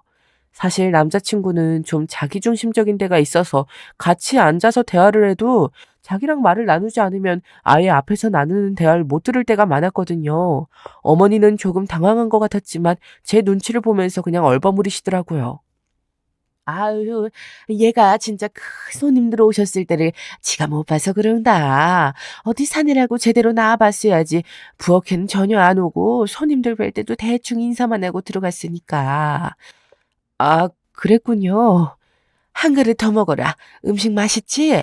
이래봬도 내가 동네에서 음식 잘하기로 소문났었어. 이게 잘하는 음식이라니 정말 거짓말로도 맛있다고 못할 음식이라 전 좀 황당하더라고요. 그냥 양하고 종류만 많이 해놓은 상이었거든요. 음식 자체도 대충대충이었고 하지만 그런 티를 낼 순 없으니 저는 그냥 웃으면서 고개를 젓고 먹지 않겠다고 했어요. 남자친구는 꾸역꾸역 두 그릇이나 다 먹어치우더군요. 상은 제가 들고 나가서 전부 설거지를 했어요. 그나마 다행히 싱크대는 되어 있어서 앉은 채로 마당에서 설거지라는 불상사는 피할 수 있었죠. 추워지는 시기라서 유난히 차가운 물로 설거지를 하려니 손이 깨져나가는 것 같았어요. 너무 차가워서 따뜻한 물을 틀려고 했더니 시어머니가 화들짝 놀라면서 하지 말라고 하셨어요. 예, 그거 그쪽으로 틀지 마라. 가스비 나간다. 어머니, 하지만 조금만 따뜻한 물을. 안 된다. 못하겠으면 이리 내놔라. 아니, 무슨 애가 이래도 약해 빠졌니? 도시 아가씨라고 그래도 이 정도 차가운 물도 못 견디겠어? 아니에요, 어머님. 그냥 제가 할게요. 결국 차가운 물에 제가 설거지를 전부 다 하고 상을 치웠어요. 그러는 동안 희한하게도 시어머니는 전혀 안 도와주고 그냥 뒤에 앉아서 보고 계시더군요. 그냥 손가락으로 반찬통을 저기 있다, 이건 여기 있다 말만 하시고요. 그러더니 저한테 그러시는 거예요. 이제 너 우리 아들하고 결혼하면 자주 우리 집에 와서 음식도 하고 치우기도 하고 해야 하니까 알려주는 거다. 한 달에 2번은 올 거 아니니. 예? 순간 귀가 의심되더군요. 아니, 저희 집도 지방이었지만 여기는 차로 달려서 3시간을 편도로 와야 하는 곳이었어요. 왕복으로 6시간인데 가뜩이나 쉬는 날 적은 교도가 아닌 남자친구와 살면서 여길 자주 오가라뇨. 어머님, 한 달에 2번은 오빠 쉬는 날도 적을 땐 한 달에 하루일 때도 있는데요. 무슨 소리니? 너 혼자서라도 와야지. 날 봉양하면서 살지는 못할 망정 이게 무슨 소리야? 시어머니는 화들짝 놀라면서 저한테 그러시더라고요. 저는 말문이 막혀서 어안이 벙벙할 따름이었죠. 그냥 어물어물 알았다고 하고 방으로 들어오는데 머리가 복잡해지더군요. 시어머니는 과일도 가지고 들어와서 저한테 깎으라고 내미셨어요. 식혜를 한 잔씩 따라서 앞에 두고 TV를 켰죠. 이 텔레비전도 얘가 사준 거다. 어쩐지 이 낡은 집에 어울리지 않게 새 것이더군요. 시어머니는 너무나 자랑스럽다는 듯이 TV를 어루만지다가 남자친구를 바라보았어요. 그 눈에 담긴 자부심과 자신감이 대단해서 저는 정말 시어머니가 자기 아들을 대단하게 생각한다는 사실을 알 수 있었죠. 어려서부터 그리도 공부도 잘하고 열심히 하더니 공무원이 되었지 뭐냐. 사실 우리 집에서 학원 가기도 어려웠는데 중학교 들어가서도 고등학교 들어가서도 계속 공부를 잘했단다. 얼마나 자랑스러운 아들인지 몰라. 그럼요, 어머님. 정말 그렇죠. 요즘 공무원이 얼마나 인기 직업이고 경쟁률이 치열한데요. 그런 직업을 가졌으니 대단한 거죠. 저는 시어머니의 비위를 맞추려고 열심히 맞장구를 쳤어요. 남자친구는 쑥스럽고 부끄러운 것 같았지만 듣기 나쁜 눈치는 아니더라고요. 은근히 좋아하는 것 같아서 더 귀엽기도 했어요. 어머님이 자기 아들 자랑스러워하고 사랑하는 게 절대 나쁜 일은 아니죠. 실제로 자랑스러워할 만한 아들이기도 했고요. 하지만 문제는 그 다음이었어요. 내 아들이 이렇게 잘난 애니? 난 사실 며느리도 공무원이나 좀 잘난 애가 들어올 줄 알았거든. 어머니! 아니, 왜? 내가 탈을 잡으려는 게 아니라 사실이 그렇다는 얘기를 한다? 어머니, 그만해요. 뭐 사람 앞에서 그런 소리를 굳이 해. 내가 틀린 말 했니? 사실이지 뭘. 중소기업 격리한 아가씨가 며느리로 들어올 거라는 기대는 안 했지 않았겠니? 네, 그렇죠, 어머니. 저는 조금 씁쓸하게 대답했어요. 사실 뭐 누가 봐도 제 직업은 그리 좋은 편은 아니었고 저도 잘 알았어요. 어머님이 오늘 처음 만난 저한테 저런 말씀을 하시는 게 솔직히 과하다는 생각은 들었지만 어머님 입장에서는 또 속마음 진실되게 꺼내 보이시는 거겠거니 싶더라고요. 작은 회사에서 여직원이 할 수 있는 일이 뭐가 있겠니? 뭐 커피 타고 청소하고 그런 거겠지. 나도 읍내에서 살아봐서 옆집 딸이 그런 데 다녀서 본 적이 있다. 아무리 그래도 공무원하고는 다르지 않겠니? 뭐 그렇죠. 아우 진짜. 남자친구는 계속 말하는 어머니가 갑갑하다는 듯 고개를 휙 돌리고서 텔레비전 소리만 더 키웠어요. 시어머니는 계속 말씀을 안 멈추시더라고요. 우리 애가 잘났다는 걸 내가 자랑하려고 그러는 게 아니라 사실 그 공부도 너무 잘하고 너무 성실한 애야. 원래 우리가 조금만 더 잘 살아서 뒤를 받쳐줬으면 뭔들 못했을 알겠니? 사실 지금 공무원 됐으니 나중엔 승진하고 잘 되면 어디까지 올라갈지도 모르는 거긴 하고 안 그래? 그렇죠, 어머님. 사실 구급 교정직 공무원이 아무리 승진이 잘 된다고 한들 어디까지 올라갈 수 있겠어요. 물론 가뭄에 콩나듯 고위직까지 올라간 사람들이 있긴 하지만 정말 드물잖아요. 하지만 시어머니는 정말 꿈에 부풀어 있는 것 같으셔서 전 그냥 얌전하게 대답하고 말했어요. 뭐 제가 딱히 시어머니 마음을 상하게 할 일도 아니었으니까요. 그런데 이렇게 널 며느리감으로 데려왔으니까 너도 거기에 좀 걸맞게 우리의 대우를 해줬으면 좋겠구나. 그럼요, 어머님. 제가 잘할게요. 마음만으로는 안 돼. 물질적으로 잘해줘야 해. 저는 그 말씀이 정말 그냥 밥 잘해주고 잘 챙겨주라는 말씀인 줄 알았어요. 그래서 그냥 고개만 끄덕이고 있었더니 시어머니는 제가 알아들은 줄 알고 흐뭇하게 말씀하시더군요. 그래, 결혼하게 되면 혼수든 예단이든 집이든 다 잘해올 거라고 믿는다. 내가 걱정하지 않아도 되겠지. 똑 부러지는 도시 아가씨니까. 네? 집이요? 그래. 집은 어디다 살 거니? 직장 근처? 아니면 도시에? 시어머니 말씀에 저는 어처구니가 없었는데 남자친구가 버럭했어요. 아, 어머니, 그걸 뭐 벌써 말하고 그래요. 우리가 알아서 할 테니까 간섭 좀 하지 말아요. 아이, 내가 간섭하려는 건 아니고. 도시에 잡든 교도소 근방에 잡든 알아서 할 일이에요. 좀 조용히 하세요. TV 소리 안 들려요. 그게 아니라 얘야. 어머니 말소리 때문에 아까부터 계속 텔레비전을 아예 못 보겠잖아. 아, 귀찮아, 진짜. 남자친구는 정말 짜증스럽게 말을 하더군요. 저는 솔직히 좀 놀랐어요. 원래도 남자친구가 조금 자기중심적인 면은 있었지만 그래도 이렇게까지 짜증스럽게 말하는 건 처음 봤거든요. 시어머니는 뭔가 항변을 몇 마디 더 하시더니 알겠다 하시면서 입을 다물고서 꾸물거리면서 바느질거리를 꺼내서 바느질을 시작하셨어요. 솔직히 답답했어요. 시어머니는 아무 말 없이 바느질만 하시고 남자친구는 반쯤 들어 누워서 텔레비전에 의미 없는 개그 프로나 보고 있고요. 저도 화면만 멍하니 보는데 정말 너무 재미가 없더라고요. 그렇게 분위기가 묘하게 불편했던 시댁 방문이 끝났어요. 저는 올라오는 중에도 생각이 많아졌어요. 시어머니가 하셨던 말씀이 굉장히 거슬리더라고요. 저한테 혼수며 예단이며 말씀하신 건 뭐 괜찮아요. 하지만 집까지 말씀하시는 건 좀 이상하잖아요. 집은 당연히 남자 쪽이 하든가 아니면 돈이 모자라다면 저하고 같이 한다면 몰라도요. 오빠, 어머님이 하신 말씀 어떻게 생각해? 뭘? 나한테 집 해오냐고 하신 거 말이야. 아유, 나이 잡수신 어르신이 하신 말씀 갖고 뭐 그렇게 진지하게 생각해. 그렇지? 오빠가 생각하기에도 말이 안 되지. 야, 나중에 생각해, 나중에. 지금 결혼 절차 생각만 해도 머리가 아프다, 아주. 오빠는 별소리를 다 한다면서 그리 심각하게 여기진 않는 것 같더라고요. 다행히도 남자친구가 그렇게 진지하게 받아들이지 않는 것 같아서 안심은 되었어요. 그런데 시댁에서 돌아온 지 한 일주일쯤 되었는데 시어머니한테서 전화가 오더군요. 저는 깜짝 놀라서 전화를 받았어요. 네, 어머님. 아니, 어떻게 전화를 주셨어요? 예, 너는 왜 일주일이나 지났는데 안부 전화 한 번을 안 하니? 아, 올라와서 한 번 전화 드렸는데. 그래도 매일은 몰라도 이틀이나 사흘에 한 번은 안부 전화를 해야지. 그리고 결혼 후에는 당연히 매일 해야 하는 거고. 아이고, 직업도 별로더니 얘가 배운 것도 없나 보구나. 네? 그럼 못 쓰는 거야. 너 그러다가 우리 아들하고 결혼 못 한다. 시어머니는 그렇게 크게 소리 지르면서 화를 내는 분은 아니었어요. 그냥 조용조용하게 약간 비꼬는 투로 말씀을 하시더라고요. 저는 솔직히 너무 당황스러워서 시어머니가 뭐라고 하시는지도 잘 모르겠어서 어리둥절했어요. 아니, 결혼도 전에 이틀이나 사흘이나 한번 전화를 하라니요. 게다가 결혼 후에는 매일? 저는 너무 어이가 없어서 시어머니한테는 뭐라고 대꾸도 하지 못하고 그냥 전화를 끊었어요. 그 후에 남자친구와 만났을 때 다시 한번 말을 했죠. 어머님이 나한테 전화하셔서 이틀이나 사흘에 한 번씩 안부 전화하라고 하시던데, 오빠, 아직 결혼도 전인데 너무 과하신 거 아니야? 어머니가? 그래, 며칠 전에 전화 왔었어. 그래서 안부 전화했어? 안 했어. 아니, 내가 아직 그렇게까지 해드릴 땐 아니잖아. 뭐 그거 전화 며칠에 한 통 하는 거 같고 그러냐.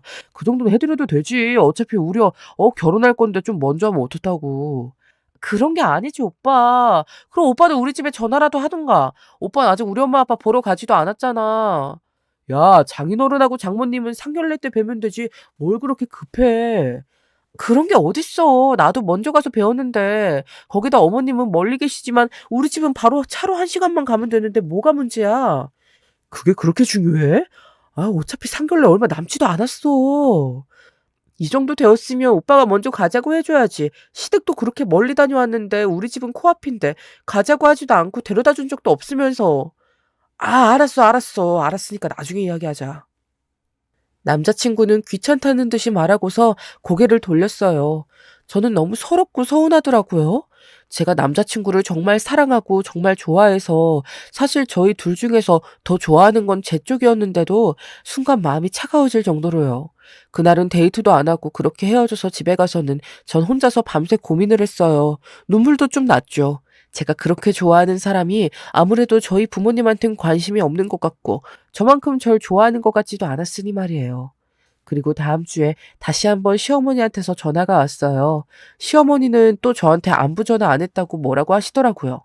거기까지는 그러려니 했어요. 뭐 어차피 그런 소리 또 들을 거 알면서 전화를 안 한 거니까요. 그런데 또 다른 말씀을 하시더라고요.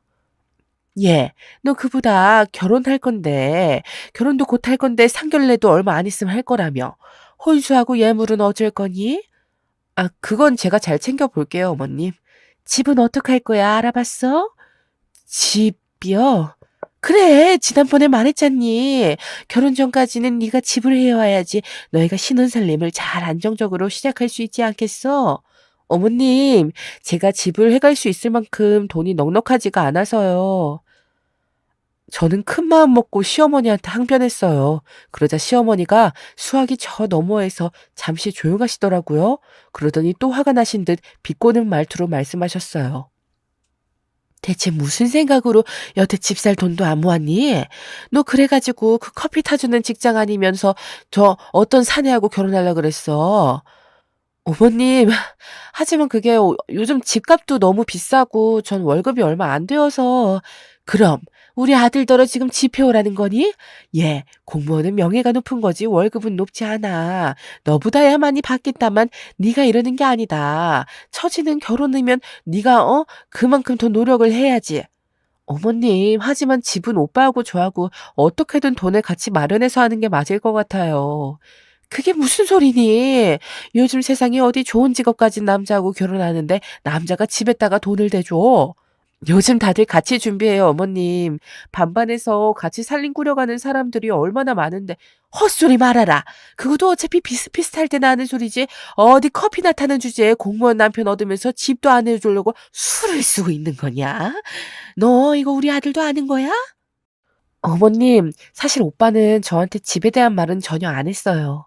그거야 걔가 마음이 약하니까 그러지. 그리고 당연히 네가 안다고 생각하고 있을 거다. 어떻게 다르다고 생각할 수가 있니? 시어머니는 계속해서 저한테 뭐라고 비꼬면서 말씀하시곤 끊으셨어요. 막 소리를 지르고 화를 내시면 제가 맞대결이라도 하겠는데 그것도 아니라서 제가 뭐라고 할 수도 없어서 미치겠더라고요. 저는 시어머니의 전화를 받은 이후에 계속 속이 불편하고 죽겠어서 앓다가 남자친구를 다음날 불러내서 만났어요. 오빠, 어머님한테 어떻게 말 좀 해줘. 뭘 말을 해? 어머님, 전화하셔서 또 나한테 혼수하고 집 준비하라고 하셔. 아니, 너무하시잖아. 뭘 너무해 또. 그냥 너가 한 귀로 흘리고 말어. 어떻게 그래. 어머님이 계속 나한테 전화하셔서 완전히 대놓고 준비하라고 하시는데 너무하셔 정말. 뭘 또 너무해. 너무하기는. 아유. 아니 사실 어머니 말씀도 맞지 뭐. 결혼 준비 생각하면 슬슬 준비해야 할 것도 있고. 아니 그걸 나 혼자 준비하는 것처럼 말씀하시니까 문제지. 어떻게 그걸 나 혼자 준비해. 난 시간이 없으니까 너라도 준비해야지. 무슨 소리야. 오빠도 같이 준비해야지. 뭐 어차피 집이나 혼수나 너가 해올 건데 뭐라고? 저는 순간 귀를 의심했어요. 남자친구는 웅얼거리면서 집이나 혼수나 결혼에 필요한 비용 같은 것도 제가 많이 될 거 아니냐. 어차피 다들 그렇게 결혼한다 하면서 투덜거리더라고요. 저는 순간 정신이 번쩍 들었어요. 무슨 소리야, 오빠. 내가 집하고 혼수를 어떻게 다 해가. 아니, 다 해오라는 거 아니고 내가 모자란 건 도움을 줄 테니까 중요한 것만 하라는 거지. 나 너무 바쁘잖아. 아, 지금 바쁜 게 문제가 아니라 돈을 나보고 다 대라는 거잖아. 내가 무슨 돈이 있어서 집을 사고 혼수까지 해가. 야, 그럼 난 돈 있냐? 공무원 월급 그까짓 거 뭐 얼마나 된다고. 넌 그래도 사기업이라 나보단 많이 벌잖아. 네가 일한 경력도 훨씬 길고 네가 해와야지. 남자친구가 결국 벌컥 화를 내더라고요. 저는 순간 눈앞이 핑 돌면서 어지러웠어요. 아니, 결국은 남자친구도 시어머니하고 같은 생각을 하고 있더라고요. 대체 뭐야? 내가 왜 집까지 해가야게? 나 돈 없어. 야, 여태까지 데이트도 전부 내 돈으로 했잖아. 너가 결혼할 땐 당연히 많이 해와야지. 데이트? 데이트도, 데이트할 때 뭘 그렇게 돈을 많이 썼는데. 어처구니가 없더라고요. 세상에, 저희 데이트할 때 돈 정말 안 썼어요. 어차피 남자친구 교도소 근처에서 데이트를 했기 때문에 돈을 쓸 만한 비싼 가게도 없었고요. 워낙 좁고 조용한 동네라 그냥 계속 남자친구의 좁아터진 집에서만 데이트를 했거든요. 우리가 데이트할 때 무슨 돈을 그렇게 썼어? 말도 안 돼. 돈을 왜 안 써? 집세는 돈 아니야? 너하고 데이트 좀 편하게 하려고 넓은 집으로 옮겼잖아. 아, 원룸에서 투룸으로 옮긴 거 말하는 거야, 지금? 아니, 그건 오빠 사는 집이잖아. 나 혼자였으면 원룸도 충분했어. 그런데 네가 데이트하러 자주 오니까 내가 옮긴 거잖아. 정말 어이가 없어서 미치겠더라고요. 아니, 제가 원룸으로 갔을 때 오빠가 집이 좁다고 민망해하긴 했었어요.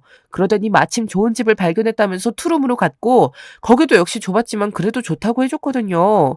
그랬더니 지금 그게 제가 집으로 데이트를 하러 갔기 때문이라고 하는 거였어요.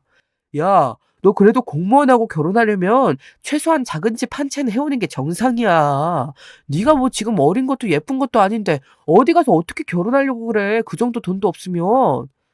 남자친구는 투덜거리더군요. 저는 정말 말이 안 통해서 그 자리에서 일어나서 나와버렸어요. 속이 정말 미친 듯이 답답하더라고요. 저희 집 부모님이 엄하셔서 집에서 나오고 싶어 결혼을 하고 싶었는데 남자친구라는 사람과 예비 시어머니라는 사람은 배는 더 답답한 거예요. 저는 그때 처음으로 저희 부모님이 세상 무서운 줄 알라고 말씀하셨던 게 이해가 되더라고요. 세상에 이상한 사람도 정말 많으니까 조심하라고 항상 그러셨거든요. 저는 계속 남자친구하고 연락도 하지 않았어요. 며칠 뒤 제가 직장에서 돌아오고 있는데 시어머니한테서 또 전화가 오더라고요. 저는 답답해서 한숨을 쉬다가 그래도 전화를 받았어요. 아직도 저는 남자친구한테서 정을 떼지 못했기 때문에 언젠가는 결혼할지도 모르는 일이었으니까요. 시어머니는 근처에 와 있다면서 잠깐 볼 수 있냐고 하셨어요. 전 알겠다고 하고서 뵈러 갔죠. 그 시골에서 올라오셨으니 한번 뵙긴 해야 했으니까요. 어차피 그 귀한 아들 보러 오셨겠죠, 뭐. 시어머니는 제 직장 근처 카페에 앉아 계셨어요. 카페에 자주 와보지 않으셨는지 아주 불편한 기색이시더군요. 제가 앞에 가서 앉으니까 세모꼴로 눈을 뜨고 저를 흘겨보셨어요. 너 이런 데 다니면서 돈 다 쓰는구나? 에이그, 그러니 돈이 없지. 어떻게 오셨어요, 어머님? 아들 보러 왔다가 걔가 나한테 너 좀 설득해달라고 부탁하더라. 여기 직장 근처라 지금 시간에 가면 만날 수 있을 거라면서. 어이가 다시 털리더군요. 아니, 화해하고 싶으면 본인이 와서 해야지 시어머니를 보내서 설득을 해달라고 하다뇨. 그러더니 시어머니는 물 한 잔을 마시고서는 본격적으로 말을 쏟아내기 시작했어요. 너 그러는 거 아니다? 아무것도 없는 그야말로 쥐뿔도 없는 여자애가 격리나 하다가 공무원 남편 맞이하려면 당연히 집 한 채는 해와야 하는 거야. 어? 의사 남편 맞는 애들 열쇠가 3개라잖니. 공무원이 요즘 어디 쉬운 상대냐? 어머님 잠시만요. 아니 내 말 들어라. 어디 어린 것이 버릇없게 끼어들려고 있어. 교도관 남편 맞이하려면 당연히 작아도 집 한 칸은 가져와야지. 그리고 시어머니한테도 예단 두둑히해서 내밀고 가능하면 시댁에도 집 한 칸 줘야 하는 것이고 말이다. 아유, 좀 이렇게 애가 예의도 없고 아는 것도 없을까. 시어머니는 정말 따발총처럼 빠르게 내뱉으시더라고요. 저는 약간 정신줄을 놓을 뻔했어요. 그렇죠. 공무원 요즘 인기 좋은 직업이에요. 저도 안정성 높은 남편 만나서 편하게 살고 싶었고 엄하고 숨막히는 집에서도 탈출하고 싶었고요. 제 욕심이었던 건 저도 인정해요. 하지만 그렇다고 공무원이 무슨 의사나 변호사, 판검사하고 어깨를 나란히 하는 직업도 아니잖아요. 그런데 무슨 집을 해오고 시댁에도 집을 줘야 하고 시어머니는 어깨를 딱 펴고 자랑스럽게 앉아 계셨어요. 내가 아들 잘 낳았고 잘 키웠으니 덕을 좀 보고 살아야지. 내가 걔를 키우면서 얼마나 고생을 많이 한 줄 아니? 걔 공부하는 동안 체력 떨어지지 않게 하려고 없는 살림에 닭 삶고 돼지 삶고 저는 정말 더 이상은 견딜 수가 없더라고요. 한숨이 저 깊은 곳에서부터 흘러나오는데 제가 한숨을 쉬니까 시어머니가 더 사납게 말씀하셨어요. 너 지금 어른 앞에서 한숨 쉬었니? 어쩜 이렇게 버르장머리가... 예, 저 버르장머리 없어요. 예. 정말 속이 뒤집혀서 이제 더는 못 참겠더라고요. 사실 저는 원래도 그렇게 상냥하거나 부드러운 성격의 여자는 아니었는데 인내심이 바닥나니까 성질이 나왔어요. 어머님, 아니지. 나 이제 댁의 아들하고 결혼 안 할 거니까 어머님도 아니네. 뭐야? 아줌마네 아들 데리고 꺼져요. 이제 나도 싫어. 뭐라고? 지금 아들 갖고 장사해요? 아, 하긴 댁내 아들도 대놓고 장사하려고 하긴 하더라. 나보고 걔도 집 해오라고 하네. 시어머니는 입을 벌린 채로 돌변한 태도에 저를 노려보았어요. 하지만 그렇다고 거기에 쫄 제가 아니었죠. 너네 아들 데리고 꺼지라고. 나도 싫다고 이제. 못 알아들어요? 대체 누가 할 소리를... 그래요. 좋네. 결혼 안 하는 거 의사합의 되었네. 나중에 딴소리 하지 말아요. 진짜 징그러워 죽겠으니까. 저는 쏘아붙이고서 그 자리에서 일어서서 카페를 나와버렸어요. 시어머니는 허둥대다가 뒤에서 음료를 엎었는지 쨍그랑 소리가 났고 그 뒤로는 제가 문을 닫고 나와서 모르겠네요. 저는 이제 될 대로 되라 싶어서 그냥 집으로 가버렸어요. 정말 징글징글하더라고요. 사귀었을 때부터 지금까지 쭉 생각해보니까 남자친구한테 그나마 남아있던 정까지 뚝 떨어져 버렸어요. 남자친구는 여태까지 당연하다는 듯 저를 소중히 여기지 않았고 자기 정도 스펙이면 저 정도 여자는 언제든지 다시 구할 수 있다는 듯이 굴었어요. 하지만 솔직히 말해서 교도관이면 공무원 중에서 일하는 환경도 제일 열악하고 제일 인기 없는 직종 중 하나일 텐데 말이죠. 그 다음날 남자친구가 연락이 왔어요. 사실 남자친구는 절 집 앞까지 데려다 준 적도 없었기 때문에 정확한 저희 집도 몰라서 찾아오지도 못하는 상황이었죠. 전 머리가 아파서 방에 엎어져 있었기 때문에 올 테면 오라 하고서는 집 주소를 불러주고 끊어버렸어요. 저녁 때쯤 다시 전화가 왔는데 집 앞이라더군요. 저는 머리가 아파서 얼굴을 잔뜩 찡그리고서 나갔어요. 집 앞에 서 있던 남자친구가 대문에서 나오는 저를 보고 좀 놀라더라고요. 뭐, 왜 놀라? 아니, 대문으로 나오네, 옆문이 아니라? 우리 집인데 내가 왜 옆문으로 나와? 내가 새들어 사는 것도 아니고, 미쳤어? 당연히 마음이 꼬여있으니 말도 곱게 안 나갔죠. 사실 저희 집은 겉으로 보기에는 제법 괜찮아 보이는 주택이었어요. 위치도 괜찮았고 담 밖에서 보기에는 붉은 벽돌이 아주 부유해 보이는 모양새라고 있었죠. 그런데 뭐 그렇게 감나가는 집은 아니었고요. 그냥 보기만 그랬어요. 워낙 오래되고 안에 수리할 것도 많아서 사실 비쌀 수는 없는 집이었는데 남자친구는 저희 집 겉모습만 보고 순간 무척 뭔가 후회되는 얼굴 하더라고요. 이 돈 밝히는 놈이 우리 집이 이 주택 주인이라는 거 알고서 후회하는구나 감이 딱 오더라고요. 저는 어처구니도 없고 더 이상 떨어질 정도 없는데 정이 또 떨어졌어요. 설마 정말로 파혼할 건 아니지? 왜 아니라고 생각해? 아니 나랑 문제도 아니고 우리 어머니 문제 때문에 파혼하는 거 너무 이상하잖아. 결국 사는 거 우리 둘이라고. 아, 그래서 나한테 집 해오라고 들들 볶는 네 어머니 성화 내버려뒀어? 아니지, 너도 한패였지. 집 한 채 해오라며 집이 어디서 그냥 툭 튀어나오는 거니? 그게 아니 너 이렇게 좋은 집 살면 부모님이 해주실 수도 있을 거 아니야. 너 우리 집 모를 때도 나한테 집 해오라 그랬잖아. 그거 빚져서라도 해오라는 이야기잖아. 내가 왜 뭘 믿고 너한테 시집을 가니? 결혼하기도 전에 나 벗겨먹으려는 시어머니하고 한술 더 뜨는 남편인데 내가 미쳤니?